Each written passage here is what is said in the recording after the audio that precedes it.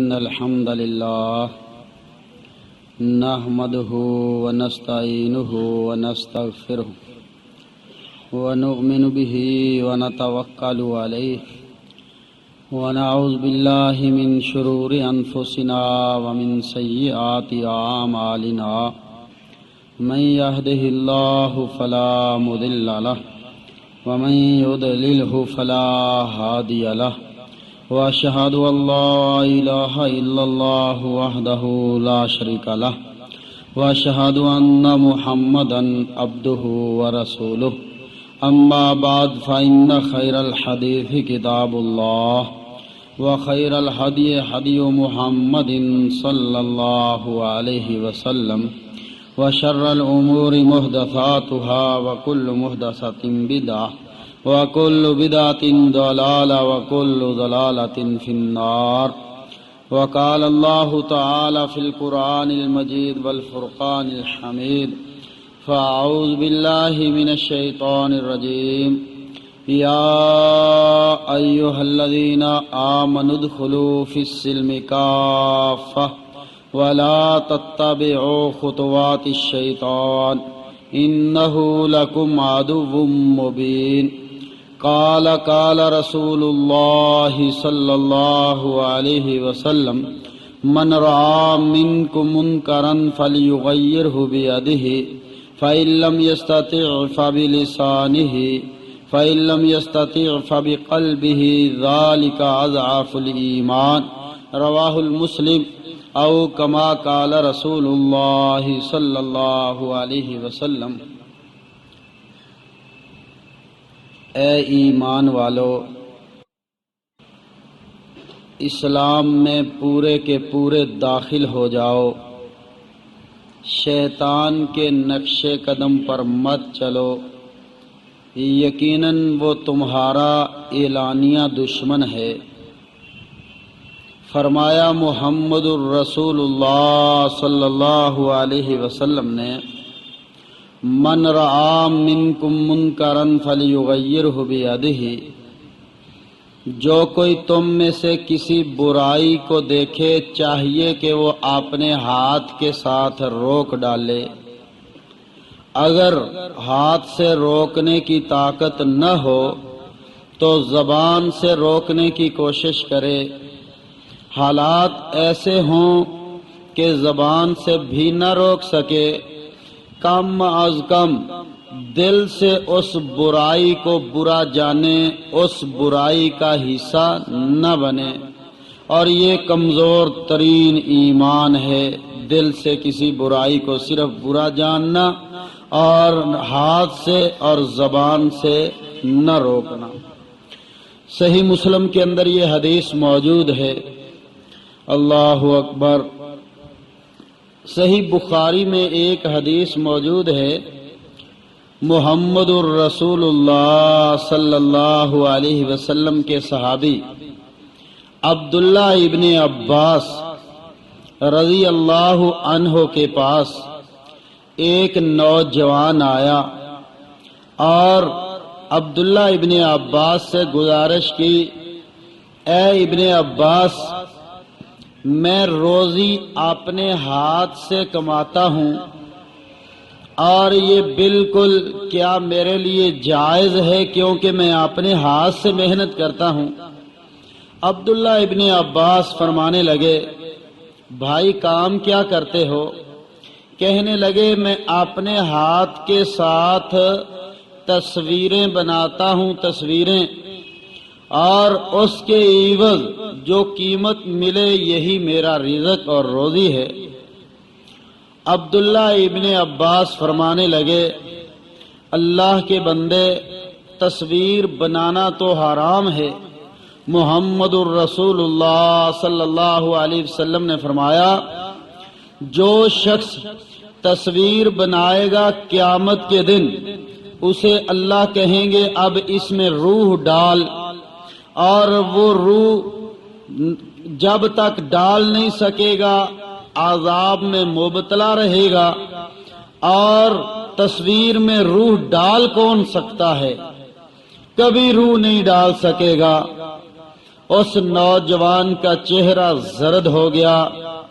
عبداللہ ابن عباس سے پوچھنے لگے، عبداللہ کیا میری یہ کمائی، میری یہ روزی، میرا یہ کاروبار کہ کیا یہ حرام کا کاروبار ہے؟ ذرا غور کیجئے۔ عبداللہ ابن عباس فرمانے لگے، ہاں، کسی جاندار چیز کی تصویر بنانا، اس کے عوض پیسے لینا، یہ حرام ہے، حرام۔ اب ذرا غور کیجئے، نوجوان کا چہرہ زرد پڑ گیا۔ نوجوانوں، آج اللہ کی قسم درجنوں دن میں گناہ کرتے چلے جائیں، ہمیں پتہ چل جائے کہ یہ ہمارا کام غلط ہے، اللہ کی شریعت کے خلاف ہے، اللہ کے دین کی مخالفت ہے، اللہ کی نافرمانی ہے، لیکن ہم کبھی باز آنے کے لیے تیار نہیں ہوتے۔ ایک یہ بھی ہے، پتہ چلا اچھا میرا کاروبار غلط ہے، اس کو کہتے ہیں تزکیہ نفس، کہ نفس کی شرارتوں سے بچا جائے، محفوظ ہوا جائے اور غلط باتوں کو چھوڑ دیا جائے۔ اللہ اکبر۔ تو میرے بھائیوں، تزکیہ نفس کہ جب پتہ چل جائے کہ یہ میری بات، یہ میرا کام، یہ میرا عمل اللہ کی شریعت کے خلاف ہے، اللہ کی نافرمانی ہے، اس کو چھوڑ دیا جائے۔ آپ نے دیکھا صحابی رسول ہے محمد الرسول اللہ صلی اللہ علیہ وسلم کے ایک صحابی جو وقت کے محدث ہیں، مفسر ہیں، ابن عباس رضی اللہ عنہ، ان سے پوچھتے ہیں کیا میرا کام حرام ہے؟ کیا یہ میرا کاروبار ناجائز ہے؟ کہا ہاں، یہ اس کے عوض ملنے والی روزی یہ حرام کی روزی ہے۔ وہیں چہرہ زرد پڑ جاتا ہے، پوچھتے ہیں کیا کروں؟ فرمانے لگے میرے بھائی، اگر یہ تصاویر بنانا آپ کی مجبوری ہے تو جاندار کی تصاویر مت بناؤ، درختوں کی بنا لو، بلڈنگوں کی بنا لو، اور کسی پہاڑ چٹان کی تصویر، کسی پودے، کسی پھل کی بنا لو، غیر جاندار چیز کی بناؤ، جاندار کی تصویر مت بناؤ۔ اب ذرا غور کیجئے، آج اگر میرے اندر ایک کوتاہی ہے تو میں معلوم بھی کر لیتا ہوں یہ اللہ کی شریعت کے خلاف ہے، تو پھر جناب وہ کوتاہی کرتا چلا جاتا ہوں، بلکہ کوتاہی چھوڑنے کی بجائے اس پر جواز تلاش کرتا ہوں کہ یہ کیسے ہو سکتا ہے کہ یہ حلال ہو جائے۔ کیا ایک مولوی سے پوچھا، دوسرے مفتی کے پاس گئے، تیسرے عالم کے پاس گئے، کیا یہ میرا سود کا کاروبار کسی طرح سے حلال کا ٹھپا اس پر لگایا جا سکتا ہے؟ کیا کوئی مفتی، کوئی شیخ الحدیث، کوئی فقیہ، کوئی مجتہد، کیا محدث، کوئی مفسر کیا اس کاروبار کو حلال اور جائز قرار دے سکتا ہے؟ پھر میں اس کو چھوڑنے کی بجائے جواز کے فتوے تلاش کرتا ہوں۔ داڑھی ہی کا عمل لیجئے، جاؤ کسی کو دعوت دو، کسی بھائی میں اگر یہ کوتاہی ہو کہ وہ داڑھی کاٹتا مونڈتا ہے، اس کو دعوت دو، بھائی یہ تو شریعت کے خلاف ہے۔ کہے گا کیا سارا اسلام اسی میں آ گیا؟ اللہ اکبر۔ پیارے پیغمبر محمد الرسول اللہ صلی اللہ علیہ وسلم نے فرمایا تھا فاف اللہا، اس داڑھی کو معاف کر دو، چھوڑ دو، مت کٹواؤ منڈواؤ۔ بلکہ آقا نامدار کے پاس تو ایک داڑھی مونڈنے والا آیا، ایک مجوسی آئے، دو مجوسی آئے اللہ کے رسول کے پاس، آگ کے پجاری داڑھی منڈی ہوئی تھی۔ پیارے پیغمبر نے چہرہ انور پھیر لیا اور ان سے پوچھا کہ تمہیں یہ داڑھی منڈوانے کا حکم کس نے دیا ہے؟ کہنے لگے ہمارے رب نے ہمیں حکم دیا ہے، مراد ان کا بادشاہ تھا۔ کہا اچھا، میرے رب نے مجھے رکھنے کا حکم دیا ہے۔ چہرہ انور پھیر لیا۔ اللہ کی قسم، جس سے آقا نامدار محمد الرسول اللہ صلی اللہ علیہ وسلم چہرہ انور پھیر لیں، دنیا کا بدبخت انسان ہے، بدبخت انسان ہے۔ ہے پیارے پیغمبر 10,000 کا لشکر لے کر مدینہ النبی سے نکل رہے تھے مکہ المکرمہ کی فتح کے لیے۔ راستے میں اللہ کے نبی کے 2 بھائی، ایک چچیرا بھائی، ایک خالہ زاد بھائی، دونوں کا نام تاریخ نے عبداللہ لکھا ہے، دونوں راستے میں ملے۔ آقا نامدار نے دیکھا، چہرہ انور پھیر لیا۔ پیارے پیغمبر کی بیوی زینب رضی اللہ تعالی عنہا ساتھ تھی۔ اللہ کے نبی کی اس بیوی نے یہ دیکھا کہ آقا نامدار نے ان دونوں سے چہرہ پھیر لیا ہے، فرمایا، عرض کی اللہ کے رسول، یہ نہیں ہونا چاہیے کہ مدینے میں اگر کوئی بدبخت ہو تو وہ آپ کے بھائی ہوں۔ معلوم یہ ہوا جس سے آقا مدنی محمد رسول اللہ صلی اللہ علیہ وسلم چہرہ پھیر لیں، وہ دنیا کا بدبخت اور بد نصیب انسان اور شخص ہے۔ اللہ کی قسم، داڑھی مونڈنے والے سے اللہ کے رسول صلی اللہ علیہ وسلم نے چہرہ انور پھیر لیا ہے۔ اگر کل قیامت کے روز اس حوض کوثر پہ اللہ کے نبی نے چہرہ انور پھیر لیا، اسی حالت میں مونڈتے مونڈتے دنیا سے رخصت ہو گئے، بتلاؤ پھر کہاں جائیں گے؟ وہ کون سا پھر مقام ہوگا جہاں ہم اس وقت جا سکیں گے؟ آج وقت ہے، ہاں میرے بھائیوں، پیارے پیغمبر محمد الرسول اللہ صلی اللہ علیہ وسلم کی کبھی کوئی بات پہنچ جائے، اس کو یوں مان لینا، ہیل و حجت سے کام مت لینا، اور پھر لیت اللہ سے کام نہ لینا۔ اللہ اکبر، اس کو کہتے ہیں تزکیہ نفس۔ یہ نفس کی شرارتیں ہیں کہ اللہ کے نبی کی حدیث آ گئی، اللہ کا قرآن آ گیا، اور پھر اس کے بعد پیارے پیغمبر علیہ الصلوۃ والسلام کا عمل آ گیا، اللہ کے نبی کی سنت سامنے آ گئی۔ پھر اب جناب ہم جواز تلاش کرتے پھریں کہ دیکھو جی اللہ کے رسول صلی اللہ علیہ وسلم کا حکم تو موجود ہے، کیا کوئی ایسا مفتی ہے جو اللہ کے نبی کے حکم، اللہ کے نبی کی سنت، اللہ کے نبی کے کردار کے خلاف فتویٰ دے سکے؟ اللہ اکبر، وہ لوگ ایسے نہ تھے، پیارے پیغمبر کی کبھی کوئی بات سن لیتے تو اسی وقت عمل کے لیے تیار ہو جاتے۔ اللہ کے نبی علیہ الصلوۃ والسلام کے صحابی سیدنا عمر رضی اللہ تعالی عنہ بستر مرگ پر لیٹے ہوئے تھے۔ صحیح بخاری کے اندر حدیث موجود ہے، بستر مرگ پر لیٹے ہوئے تھے، لوگ عیادت کے لیے آ رہے تھے۔ یہ اس وقت کی بات ہے جب جناب عمر رضی اللہ عنہ کے اوپر ایک مجوسی نے حملہ کر دیا تھا خنجر کے ساتھ، اور جناب عمر زخمی ہو چکے تھے، موت و حیات کی کشمکش میں بستر مرگ پر لیٹے ہوئے تھے، لوگ عیادت کے لیے آ رہے تھے۔ ایک نوجوان آیا، حضرت عمر کو دیکھا کہ وہ اب زندگی کے آخری لمحات میں ہیں، آخری سانس لے رہے ہیں، اور حضرت عمر رضی اللہ تعالیٰ عنہ آخر یہ ایک تکلیف کا وقت تھا، زخمی تھے، اور پھر اس دنیا فانی کو چھوڑنے والے تھے، مال کے حقیقی کو لبیک کہنے کا وقت آ رہا تھا۔ تو تکلیف کی وجہ سے حضرت عمر رضی اللہ عنہ کا چہرہ کچھ پریشان بھی تھا۔ وہ نوجوان آیا اور آ کر کہتا ہے، عمر اللہ کی بشارتوں سے خوش ہو جائیے، آپ کو معلوم نہیں کہ اسلام میں، مسلمانوں میں آپ کا مقام کیا تھا؟ آپ تو وہ ہیں کہ آپ سے پہلے 39 لوگ مسلمان ہوئے تھے، 40واں نمبر آپ کا تھا، آپ نے اسلام قبول کیا، کہا اللہ کے رسول آج کے بعد ہم یہاں دار ارقم میں چھپ کر نماز نہیں پڑھیں گے، آج کے بعد بھی اگر ہم چھپ چھپ کے نمازیں پڑھیں گے تو عمر کے اسلام لانے کا فائدہ کیا ہے؟ اللہ اکبر۔ نوجوان کہتا ہے، عمر آپ کا مقام اسلام کے اندر کیا ہے؟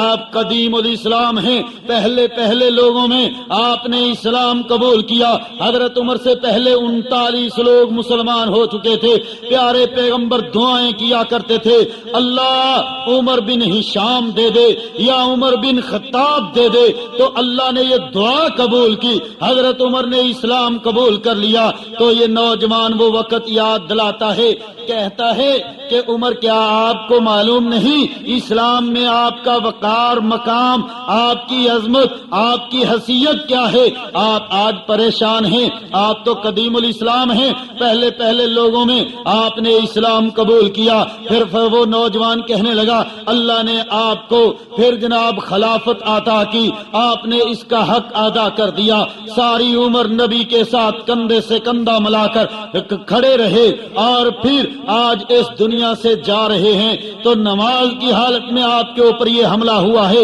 اس نوجوان نے ان نعمتوں کا تذکرہ کیا اور پھر تذکرہ کرنے کے بعد وہاں سے چل دیا، اور حضرت عمر رضی اللہ عنہ نے اس حال میں کہ جب خود موت و حیات کی کشمکش میں لیٹے ہوئے تھے، زندگی کے آخری لمحات پورے کر رہے تھے، اس نوجوان کو دیکھا تو اس کا یہ تہبند چادر تھی یا شلوار پجامہ جو بھی تھا وہ ٹخنوں سے نیچے تھا، زمین کے اوپر گھیسٹ رہا تھا۔ حضرت عمر نے یہ منظر دیکھا تو وہ نوجوان یہ باتیں کہہ کر جا رہا تھا، عمر آج آپ پریشان ہیں، اللہ کی بشارتوں سے خوش ہو جائیے، قدیم الاسلام ہو، اللہ نے پھر تمہیں خلافت عطا کی، تم نے حق ادا کر دیا اور پھر ساری زندگی نبی کے ساتھ کندھے سے کندھا ملا کر کھڑے رہے، اور پھر آپ تو وہ ہیں جن کے بارے میں نبی نے فرمایا تھا میرے بعد اگر کوئی نبی ہوتا تو وہ عمر ہوتا۔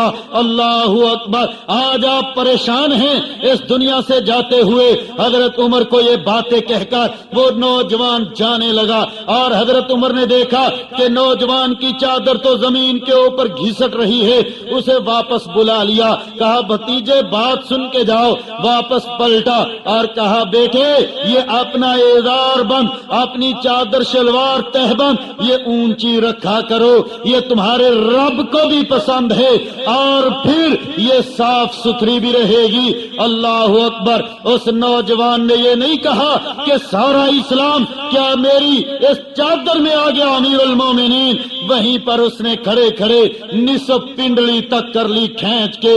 پیارے پیغمبر علیہ الصلوۃ والسلام نے ایک صحابی کے بارے میں آپ نے صحابہ میں بیٹھ کر، ابو داود کے اندر یہ واقعہ موجود ہے، اہل لاہور، اہل اسلام آج یہ واقعات ذرا سنتے جائیے، یہ ابو داود کے اندر اور مسند احمد میں غالباً بھی واقعہ یہ موجود ہے، ابو داود میں بہرحال میں نے پڑھا ہے، حوالہ موجود ہے کہ پیارے پیغمبر نے ایک صحابی کے بارے میں آپ نے صحابہ میں بیٹھ کر کہا فلاں شخص بہت اچھا ہے لیکن دو کوتاہیاں ہیں، دو کوتاہیاں ہیں، اگر وہ دور کر لے شخص بہت اچھا ہے۔ صحابی رسول ہے جس کے بارے میں اللہ کے رسول باتیں آپ نے صحابہ میں بیٹھ کر سنا رہے ہیں کہ وہ اتنا اچھا شخص ہے لیکن دو کوتاہیاں ہیں، ایک تو اس نے یہ بال عورتوں کی طرح لمبے لمبے رکھ لیے ہیں، اگر کٹا کر چھوٹے کر دے، اور دوسرا اس کا یہ ازار بند ٹخنوں سے نیچے رہتا ہے۔ یہ دو کوتاہیاں ہیں، اگر ان کو دور کر لے شخص بہت اچھا ہے، آدمی بہت اچھا ہے۔ اللہ اکبر، وہ صحابی اس مجلس میں موجود نہ تھے، کسی بتلانے والے نے جا کر تذکرہ کیا، کہا اللہ کے رسول نے آج آپ کے بارے میں صحابہ میں بیٹھ کر یہ بات کہی ہے کہ وہ شخص بڑا اچھا ہے لیکن دو کوتاہیاں ہیں اس کے اندر۔ تو وہ کوتاہیاں کیا ہیں؟ ایک بال اس نے عورتوں کی طرح لمبے لمبے رکھ لیے ہیں، ایک ان کو کٹا کر چھوٹے کر دے، ایک اس کا ازار بند ٹخنوں سے نیچے رہتا ہے تو وہ اونچا کر لے، آدمی بہت اچھا ہے۔ لو یہ شخص اس مجلس میں موجود نہ تھا، کسی نے جا کر بتلایا کہ میں نے اللہ کے رسول سے آپ کے بارے میں یہ بات سنی ہے، تو وہ صحابی رسول اللہ اکبر ہماری طرح ہیل و حجت سے کام لینے والے لوگ نہ تھے کہ جناب یہ تو یوں ٹھیک ہے، ہاں یوں کتائی ہے لیکن ٹھیک ہے چل جائے گا، نہیں، فوری طور پر جب پتا چلا کٹا کر یہ بال یہاں کانوں کی لو کے برابر کر لیے اور اپنا ازار بند کھینچ کر یہ ٹخنوں سے اتنا اونچا کیا کہ نصف پنڈ پنڈلی تک لے گئے، نصف پنڈلی تک۔ اللہ اکبر۔ میرے بھائیوں، جب پتہ چل جائے کہ میرا یہ کام غلط ہے، پھر حیل و حجت سے کام لینا کہ نہیں یہ یوں ٹھیک ہے، کیا یہ اس میں سارا اسلام ہے، پھر اس طرح تو ایک ایک کر کے اسلام کی کڑیاں ٹوٹتی چلی جائیں گی۔ باہر ہے؟ ہاں جی، میں عرض کر رہا تھا کہ اگر کسی کو ہم نے داڑھی کی دعوت دی، اس نے کہہ دیا کیا سارا اسلام اس میں ہے؟ کسی کو پردے کی دعوت دی کہ عورتوں کو پردہ کرنا چاہیے، وہ کہے گی کیا سارا اسلام اسی میں ہے؟ کسی کو ادار بند اوپر کرنے کی یہ ترغیب دی، وہ کہے گا سارا اسلام اسی میں ہے۔ کسی سے گزارش کرو نماز پڑھو، کہے گا سارا اسلام۔ ایک ایک کر کے اسلام کی کڑیاں ٹوٹتی چلی جائیں گی۔ بتلاؤ پھر اسلام کہاں رہا، اسلام کہاں بچا؟ اللہ اکبر۔ میرے بھائیوں، آؤ اللہ کی قسم، اپنا تزکیہ نفس کرنے کے ساتھ ساتھ جو لوگ اپنے نفس کا تزکیہ کر لیتے ہیں، اپنے دل اور نفس کی شرارتوں سے بچ جاتے ہیں، اللہ کے دین کو دیکھتے ہیں، نبی کے فرمان کو دیکھتے ہیں، اللہ کے قرآن کو پڑھتے سمجھتے اور ان پہ عمل کرتے ہیں، تو پھر میرا اللہ ایسے ہی لوگوں سے بڑے بڑے کام لے لیا کرتا ہے۔ پیارے پیغمبر علیہ السلام نے جن لوگوں کا تزکیہ نفس کیا تھا، پھر وہ تو چھوٹی چھوٹی باتوں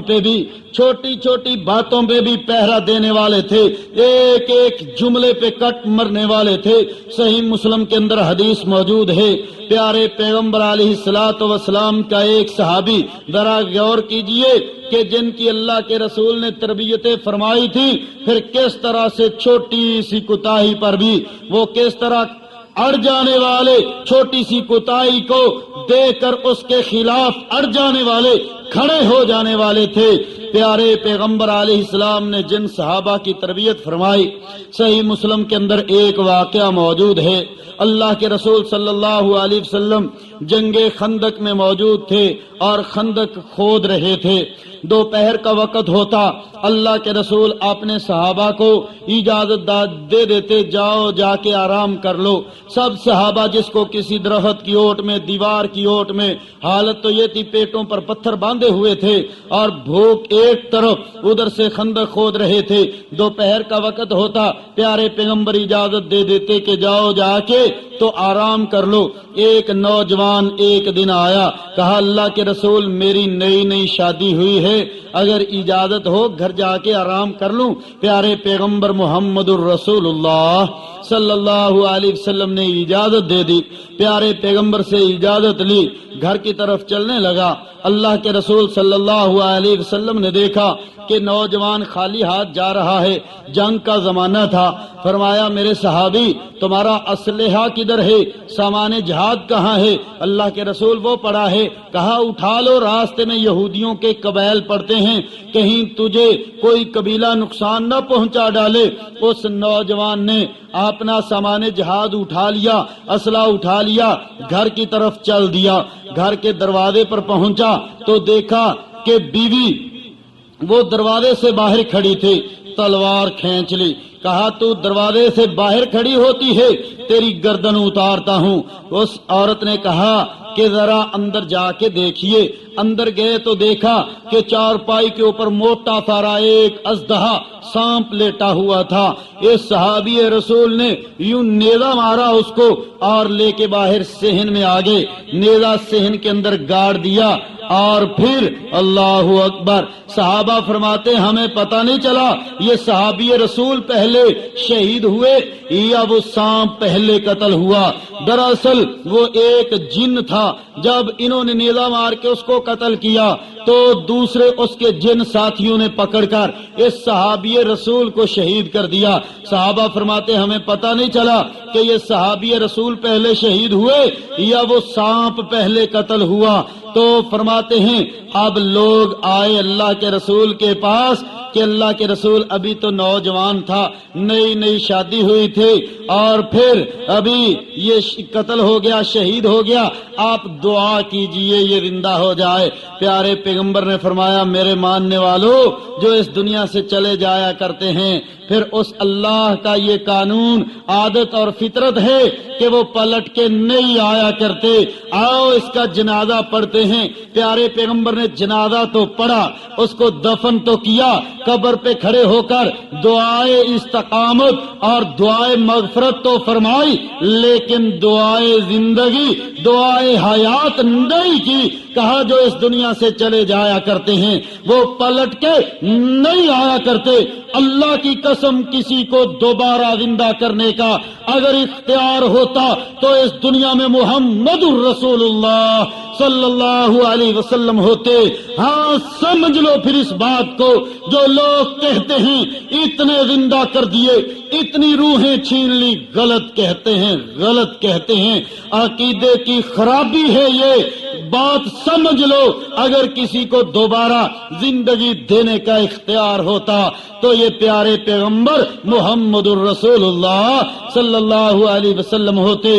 ہاں اس حدیث سے اور بھی باتیں ثابت ہوتی ہیں کہ پیارے پیغمبر نے جب آپ نے صحابہ کی تربیت کی تو تزکیہ نفس ہوا تو پھر چھوٹی موٹی کوتاہی کو بھی برداشت نہیں کرتے تھے۔ عورت با پردہ صحابیہ اور پھر اللہ کے رسول کی صحابیہ، اس صحابی کی بیوی باہر کھڑی ہے، تلوار کھینچ لی، کہا میرے بعد دروازے سے باہر کھڑی ہوتی ہے تیری گردن اتارتا ہوں۔ معقول جواز نہ ملتا تو شاید اتار ڈالتے وہ گردن۔ اللہ اکبر۔ تو پیارے پیغمبر نے جب تزکیہ نفس کیا پھر یہی لوگ تھے جن کو پھر میدانوں کی طرف کھڑا کیا۔ اللہ اکبر۔ اور پھر جس طرف چلتے گئے اللہ رب العزت نے اپنے دین کے اتنے بڑے بڑے کام لیے، اتنے بڑے بڑے کام لیے۔ آج بڑے لوگ آپ کو یہ تجزیہ نگار آج تجزیے کرتے ہوئے دکھائی دیں گے۔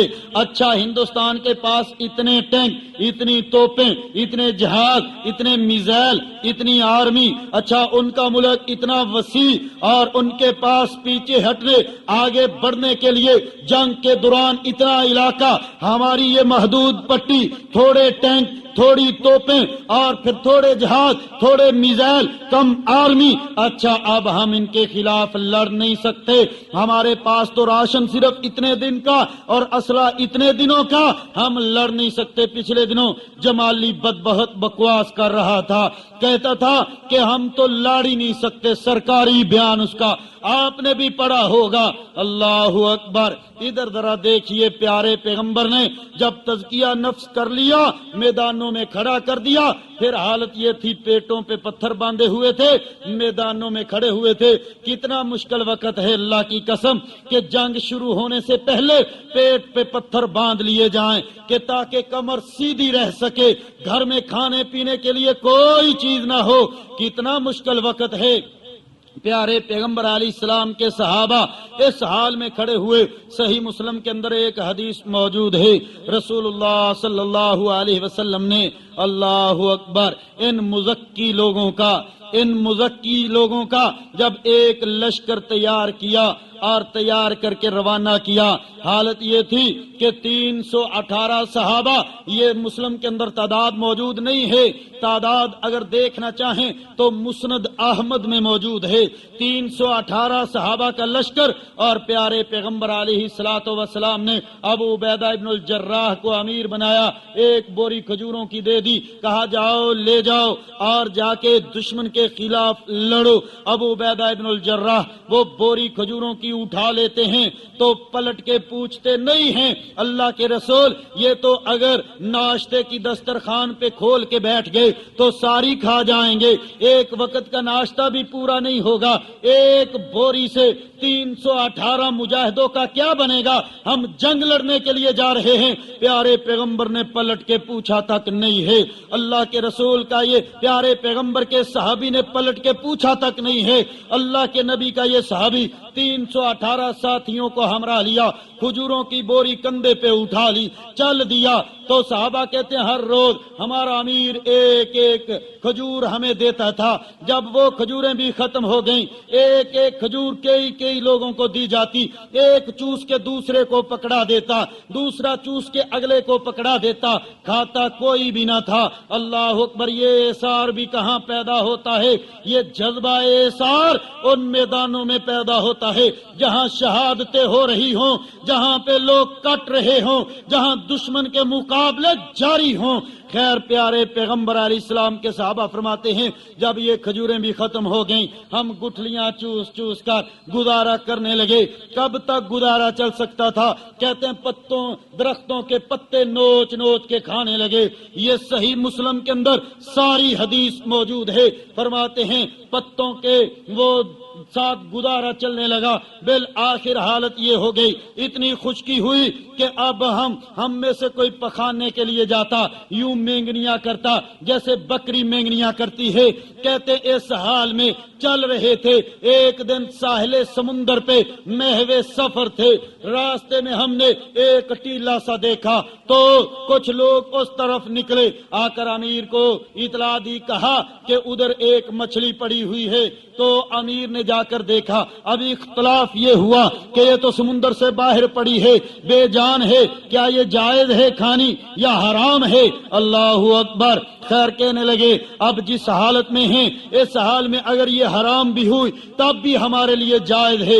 صحابہ کہتے ہیں اس مچھلی کو ہم نے اٹھا لیا اور 318 بھوکے مجاہد صحابہ فرماتے ہیں کہ 15 دن تک اس مچھلی کا گوشت پکا پکا کے کھاتے رہے۔ 15 دنوں کے بعد اب بھی اس کا گوشت بچ گیا، ہم نے خشک کر کے اپنے سامان میں رکھ لیا۔ اتنی بڑی مچھلی تھی، کہتے ہیں جس دن کھا کر فارغ ہوئے اس کی ایک آنکھ کے حلقے میں 14 آدمی داخل ہو کر بیٹھ گئے۔ اتنی بڑی مچھلی، ایک ادھر سے نیچے لگایا گیا، اوپر سے دونوں کے سرے ملا دیے گئے، ایک گیٹ سا بن گیا۔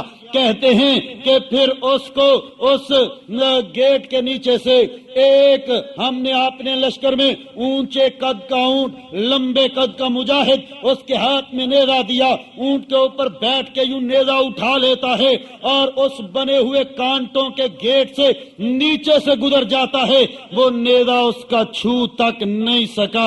اتنی بڑی اللہ نے مچھلی دی۔ اللہ اکبر۔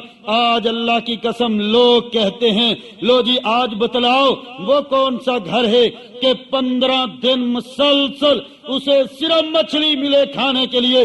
آج تو حالت یہ ہے آلو پورے نہیں ہوتے، 2 ٹائم آلو پورے نہیں ہوتے گھر میں کہ جناب اب کیا کیا جائے، 100 روپے کے تو یہ آلو اور کدو آ جائیں گے، اب کیا پکایا جائے، صبح کو یہ پکا لیا، شام کو کیا تیار کریں کھانے کے لیے۔ ادھر نبی کے صحابہ ہیں 15 دن تک بیٹھ کر مچھلی کا گوشت کھاتے چلے گئے، پھر بھی ختم نہیں ہوا، اپنے سامان میں اس کو رکھ لیا، لے گئے۔ اللہ کے نبی سے جا کے فتویٰ پوچھا، کہا اللہ کے رسول ایک مچھلی ملی اس طرح بھوک کے بعد، اب اختلاف ہوا جائز ہے ناجائز ہے، کھائی جائے چھوڑی جائے؟ کہا وہ تو اللہ کے بندو اللہ نے رزق دیا تھا، لاؤ میرا حصہ کہاں ہے نکالو۔ ایک صحابی کے پاس خشک گوشت ابھی تک پڑا ہوا تھا، اس نے نکال کر اللہ کے رسول صلی اللہ علیہ وسلم کو بھی دیا۔ ہاں میں عرض کر رہا تھا جب اللہ کی قسم یہ نفس کی شرارتوں سے کوئی شخص محفوظ ہو جائے، اللہ کے ساتھ تعلق گہرا ہو جائے، ایمان گہرا ہو جائے، اور اللہ کے ساتھ تعلق گہرا کیسے ہوگا، دوستی کیسے گہری ہوگی؟ کیا اس طرح اللہ تو میرے پاس ہوتا، تجھے سرما ڈالتا، نعوذ باللہ تیرے پاؤں دھوتا، ہاتھ دھوتا، اللہ کو ان چیزوں کی ضرورت نہیں ہے۔ ہاں کیسے تعلق گہرا ہوتا ہے۔ صحیح بخاری کے اندر روایت موجود ہے، عمر بن عبدالعزیز رحمت اللہ علیہ یہ گورنر تھے مدینے کے، اور پھر ایک بار یہ آئے اور سارے لوگ بھاگ بھاگ کے عمر بن عبدالعزیز کی طرف جا رہے تھے، بن بلائے عمر بن عبدالعزیز کو ملنے جا رہے تھے سارے مدینے کے لوگ۔ تو عبداللہ ابن عمر کا پوتا سالم اپنے باپ عبداللہ کے پاس بیٹھا ہوا تھا، کہتا ابا جان لگتا ہے اس شخص سے اللہ محبت کرتے ہیں۔ عبداللہ جو محدث تھے، نبی کے صحابی تھے، فرمانے لگے بیٹے آپ نے اس حدیث کو بنیاد بنا کر یہ بات کہی کہ جو شخص اللہ کی عبادات کرتا ہے، اللہ سے تعلق جوڑ لیتا ہے، اللہ اس سے محبت کرتے ہیں۔ جو اللہ کے احکامات مانتا ہے وہ اللہ کا محبوب ہو جاتا ہے۔ جب اللہ محبت کرتے ہیں تو پھر وہ شخص اللہ اکبر، اللہ رب العزت سے محبت کرتا، اللہ اس سے محبت کرتے ہیں۔ اور پھر اللہ جبرائیل امین کو حکم دیتے ہیں کہ جبرائیل فلاں بندے سے میں محبت کرتا ہوں، تم بھی محبت کرو۔ جبرائیل محبت کرتے ہیں اور پھر اللہ حکم دیتے جبرائیل سارے آسمانوں میں فرشتوں میں اعلان کر دو فلاں بندے سے اللہ محبت کرتے، تم بھی محبت کرو۔ سارے فرشتے محبت کرتے ہیں اور پھر اس کے بعد اللہ فرشتوں کو زمینوں میں بھیجتے ہیں، جاؤ اعلان کر دو فلاں بندہ اللہ سے محبت کرتا، اللہ اس سے محبت کرتے ہیں، اعلان کر دو۔ وہ بندہ ہر دل عزیز بن جاتا ہے۔ اللہ کے نبی نے فرمایا پھر دل اللہ کی انگلیوں میں ہیں، اللہ جیسے چاہے جس طرف چاہے پھیر دیتے ہیں۔ میرے بھائیو، آج اللہ کی قسم لوگ کہتے تزکیہ نفس، آج ہمارے پروفیسر جاوید صاحب اور یہ ہمارے بھائی اصغر سیکٹری صاحب بھی آج یہ تزکیہ نفس کا ایک پروگرام جما کے بیٹھ گئے۔ حالانکہ اللہ کی قسم جتنا تزکیہ میدان جہاد میں ہوتا ہے دنیا کے کسی میدان میں ہو نہیں سکتا۔ تزکیے کا مطلب یہ ہے کہ اللہ کی معصیتیں، گناہ، کوتاہیاں چھوڑ دے اور اللہ کی طرف پلٹ کے آ جائے۔ یہی مطلب ہے نا تزکیے کا، کہ جن احکامات کے ماننے کا حکم ہے ان کو تسلیم کر لیا جائے، اور جن سے رکنے کا مطلب ہے، رکنے کا حکم ہے، ان سے رک جایا جائے۔ اور جب میدان جہاد میں ٹینکوں کے دہانے کھلتے ہیں، سروں سے بم گزر کے جا رہے ہوتے ہیں اور گولیاں بارش کی طرح برس رہی ہوتی ہیں، پتہ کچھ نہیں ہوتا کون سی آنے والی گولی یہ مجاہد کی شہادت کا پیغام لی آ رہی ہوتی ہے۔ تو جو تزکیہ نفس اس وقت ہوتا ہے، اللہ جو تعلق اس وقت اپنے رب سے جڑتا ہے وہ یہاں تو جڑ ہی نہیں سکتا، نہ مسجد میں بیٹھ کر، نہ اللہ کے گھر بیت اللہ میں ہر سال جانے والے لوگ، اللہ کی قسم جب وہ میدان جہاد میں افغانستان کے محاذوں پر ہمارے ساتھ پہنچتے، سال ہر سال بیت اللہ میں گزارنے والے قسمیں کھا کھا کر موت کے اس منہ میں کھڑے ہو کر قسمیں اٹھا اٹھا کر کہا کرتے تھے اللہ کی قسم یہ سرور، یہ مزہ کبھی بیت اللہ میں بھی نہیں آیا جو آج یہاں ان مورچوں میں، آج میدان جہاد کے اندر، جبکہ اوپر سے میزائل، اوپر سے ٹینکوں کے گولے اور پھر کلاشنوں کی گولیاں سر کے بال چیر چیر کے جا رہی ہیں، کسی مجاہد کے کپڑوں سے گزر رہی ہیں۔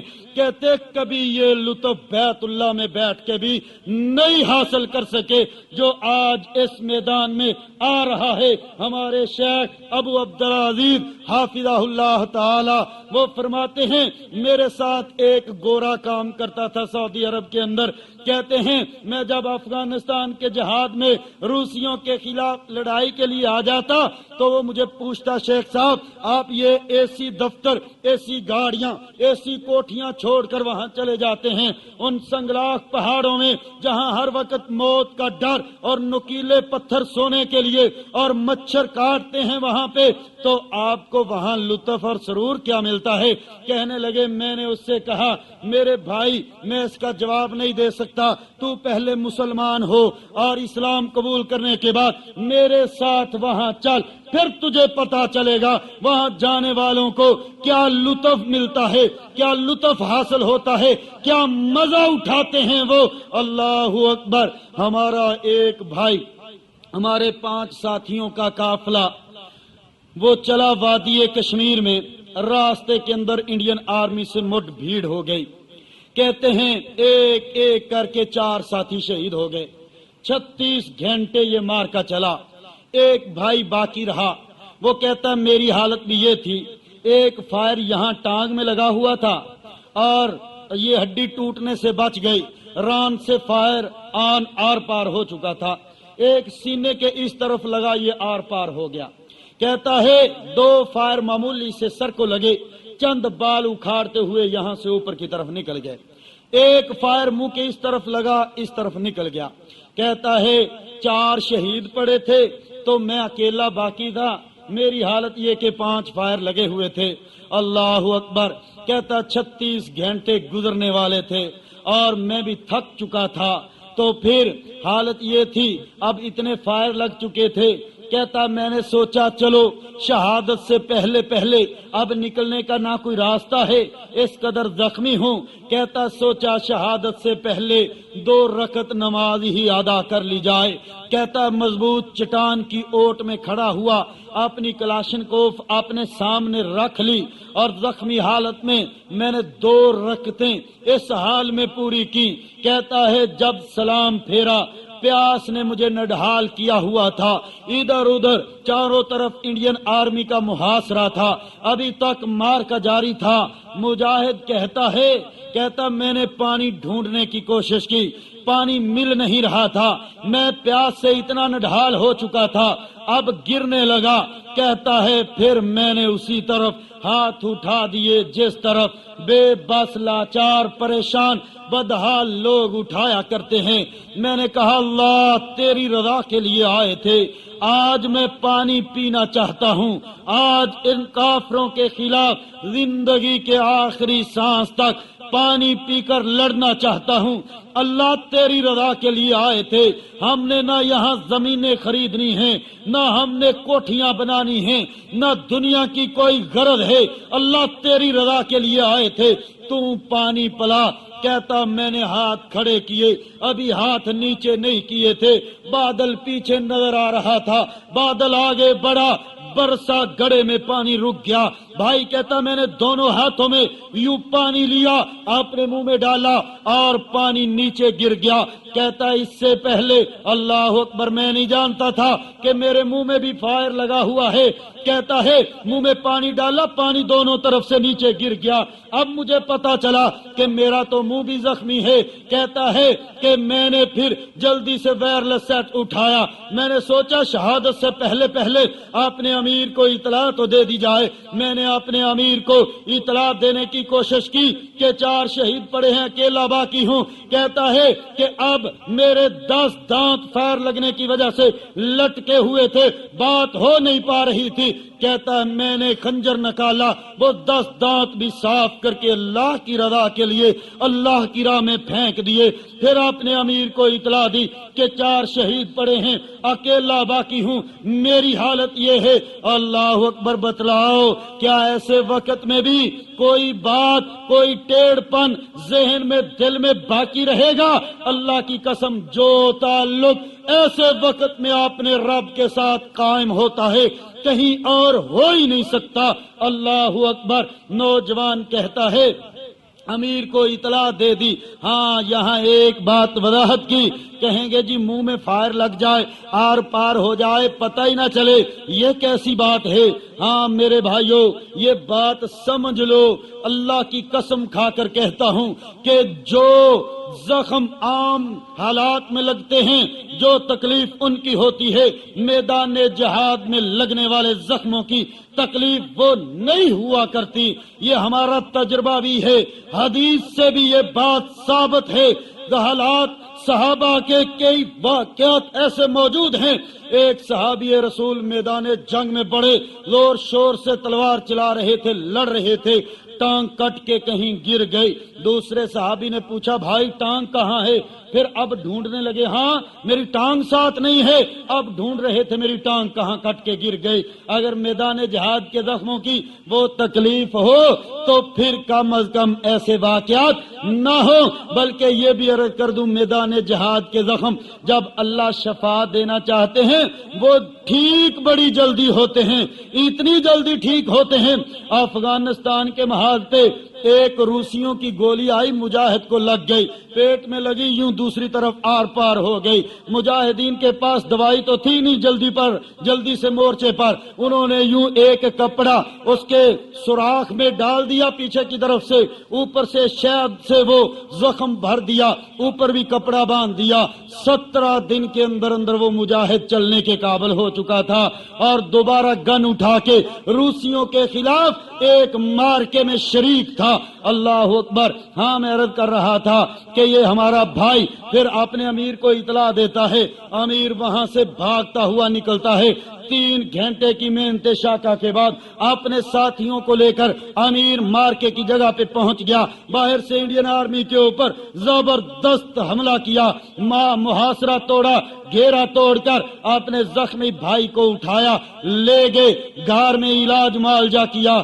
جب چلنے کے قابل ہوا وہ ابو بلال پاکستان آیا، 2 سال یہاں زیر علاج رہا۔ جب اللہ نے اچھی طرح اس کو صحت دے دی، آج پھر وادی کشمیر میں وہ ابو بلال مار کے لڑ رہا ہے۔ آؤ میرے بھائیو، اللہ کی قسم، تزکیہ نفس جو میدان جہاد کے اندر قتال کے اندر ہوتا ہے، ایمان گہرا ہوتا ہے، اللہ پہ توکل پختہ ہوتا ہے، اور علم وہاں پر بڑھتا ہے۔ اللہ اکبر۔ اللہ سے تعلق جڑتا ہے۔ میدان جہاد میں کھڑے ہو کر کی گئی دعائیں اللہ فرماتے رد نہیں کرتا۔ جامع ترمذی کی یہ حدیث موجود ہے، آؤ کوئی میرا بھائی چاہتا ہو تو آج مجاہدین کے ساتھ کندھے سے کندھا ملا کر کھڑے ہو جاؤ۔ میں تو کوئی اور موضوع سوچ کے آیا تھا کہ حالات حاضرہ پہ آپ کے سامنے حالات رکھوں، آپ کو احساس دلاؤں آج ہم کہاں کھڑے ہیں، آج ہمیں کرنا کیا چاہیے۔ پروفیسر جاوید صاحب اور اصغر بھائی نے مجھے حکم دیا کہ آپ تزکیہ نفس کے موضوع پہ گفتگو کریں، لہذا میں نے اسی موضوع پہ آپ کے سامنے چند باتیں رکھ دیں۔ اگر یہ ٹھیک تھی تو اللہ کی طرف سے، اگر کوئی بات غلط ہے تو وہ میری اور شیطان کی طرف سے ہے۔ اللہ ٹھیک باتوں پہ عمل کرنے کی توفیق عطا فرمائیں۔ وآخر دعوانا ان الحمدللہ رب العالمین۔ میرے بھائی، بات دراصل یہ ہے کہ جو افغان محب پاکستان تھے یا محب اسلام تھے، ان کو اس مشرف نے مروا دیا، اور اسلام اور پاکستان کے دشمنوں کو اپنے بارڈروں تک کھینچ کے لے آیا۔ آج پھر نتائج یہی برآمد ہونے جو ہو رہے ہیں، بلکہ اس سے بھی اگلی خطرناک صورتحال یہ ہے کہ اب پاکستان اور افغانستان کے بارڈر پر روزانہ جھڑپیں جاری ہر روز۔ وہ شمالی اتحاد والے کرزئی حکومت شرارت کرتی ہے، پھر ادھر سے مار پڑتی ہے، کبھی وہ مارتے کبھی یہ مارتے ہیں۔ اب ایک نیا جھگڑا کھڑا کر دیا گیا ہے کہ پاکستان کی سرحد یہاں تک نہیں ہے جہاں تک پاکستان نے قائم کر رکھی ہے۔ اب اس کے لیے ایک کمیٹی تشکیل دے دی گئی ہے، پاکستان، افغانستان اور امریکہ کے نمائندے اس میں شامل کر دیے گئے ہیں کہ یہ ڈیورنٹ لائن جو ہے اس کی نشاندہی کریں گے۔ اب آپ دیکھنا کہ اگر کل ایسی انہوں نے لائن لگا دی جیسے کل ماؤنٹ بیٹن کم بخت نے یہاں یہ پاکستان کے اندر لائن لگائی تھی، کشمیر آدھا بلکہ سارا ہی ہندوستان کو دے دیا، تو اگر کل ایسی لائن لگا دی گئی، یہ امریکی جیسے شامل ہو گئے ہیں اس کمیٹی میں، کل اگر بکواس کر دیتے ہیں کہ جی پشاور شہر ان کا شہر ہے، افغانیوں کو دے دو، اب یہ دیں گے نہیں تو یہ ایک نیا کشمیر بن جائے گا۔ اب یہ سارا کیا دھرا ان غداروں کا ہے، کم بختوں کا، وہ مشرف ہو یا جمالی ہو، پہلے ٹیلی فون کر کے ان کو کھینچ کے لائے امریکہ برطانیہ کو، اب پچھلے دنوں یہ بے بس روس میں بیٹھے ہوئے تھے، پیوٹن کو کہہ رہے تھے آؤ گرم پانی حاضر ہیں۔ اللہ اکبر، اس قدر بے بسی۔ آج سے 22 سال پہلے جب روسیوں نے یہ بیان جاری کیا گرم پانیوں تک پہنچ کر دم لیں گے، تو وقت کے سربراہ جنرل ضیاء الحق نے جواباً یہ کہا تھا، روسیوں تم نے گرم پانیوں تک پہنچنے کا ارادہ کر لیا، ہم نے تمہیں روکنے کا عزم کر لیا، تمہاری فوج ٹینکوں، توپوں، سکاڈ میزائلوں سے ٹکرا جائیں گے، نتائج اپنے رب پہ چھوڑیں گے۔ وہ چاہے گا ہمیں شہادتیں دے کر اپنی جنتوں میں بلا لے گا، وہ چاہے گا تمہارے خلاف ہمیں فاتح بنا کے کھڑا کر کے ساری دنیا میں تم کو ذلیل و رسوا کر کے ہمیں عزت سے نواز دے گا۔ اس نے اپنے جملے کو جس طرح وفا کیا، 12 سال تک افغان کٹتے رہے، پاکستانی کٹتے رہے، عرب مجاہدین کٹتے رہے، تو آج یہ کہتا ہے آؤ، آج وہ گرم پانی حاضر، پہلے امریکہ موجود، اب روسیوں کو بھی لا رہا ہے تاکہ کل یہ جمع ہو جائیں یہاں اور پھر پاکستان کی بندر بانٹ کرنے بیٹھ جائیں۔ یہ 2 صوبے امریکہ کے، یہ 2 صوبے روس کے، جیسے یہ کرتے ہیں۔ اب دیکھ لو عراق کو 3 حصوں میں تقسیم کر لیا گیا، ایک برطانیہ کے پاس ہے، ایک امریکہ کے پاس ہے، ایک پولینڈ کے پاس ہے۔ اس سے پہلے ترکی کو خلافت سے محروم کر کے ایسا ہی کیا گیا تھا، ایک امریکہ نے لے لیا، ایک برطانیہ، ایک فرانس نے۔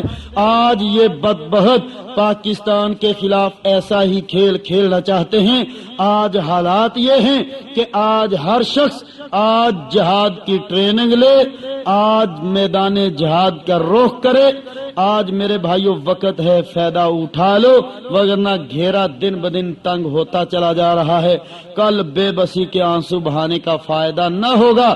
آج وقت ہے مجاہدین کے ساتھ کندھے سے کندھا ملا کر کھڑا ہونے کا، ٹریننگ لینے کا، جہاد کی تیاریاں کرنے کا، اور قوم کا ذہن جہادی بنانے کا۔ وہ کیسے بنے گا؟ ہم لٹریچر پہنچائیں مجاہدین کا، ایک ایک گھر میں مجلۃ الدعوہ، غزوہ اخبار، اور پھر اسی طرح سے مجاہدین کے لیے علاقوں میں وسائل جمع کریں، اور جو بھائی ابھی تک ٹریننگ نہیں لے سکے وہ جا کر ٹریننگ حاصل کریں۔ اللہ ہمیں عمل کی توفیق عطا فرمائے گا۔